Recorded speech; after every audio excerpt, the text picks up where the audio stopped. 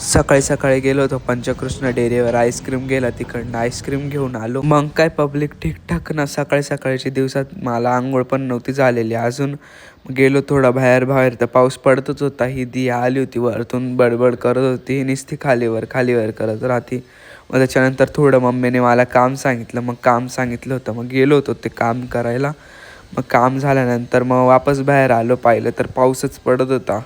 पाऊस पडता पडता मग काय बाहेर निघत नव्हतं आजकाल मी, कारण की पाऊसच जेवढा पडत होता. त्यानंतर डेअरीवर गेलो. डेअरीवरनं मला आणि माझ्या बहिणीला आईस्क्रीम घेऊन आलो. आईस्क्रीम खायचं, घसा तर दुखत होता, आईस्क्रीम खायचं लय मन होत होतं मला. गेलो आईस्क्रीम घेऊन आलो पहिले.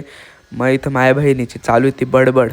बडबड तर करतच राहते जसं. तर ती मम्मी बोलली होती येताना दूध पण घेऊन ये डेअरीवरनं. मग दूध पण घेऊन आलो आणि ते तापत ठेवायचं पण माझंच काम, कारण की मला सही काम करावं लागतं. म्हणजे मला नाही करावं लागत, पण मी करतो थोडेफार काम, मम्मीची मदत. मग मेडिकलवर गेलो पावसात कसं तरी, तिथं पण भिजलो होतो मी पावसातून. मग काय आम्ही हॉटेलला गेलो होतो जेवायला. मग जेवलो. मग भेटूया पुढच्या व्लॉगमध्ये.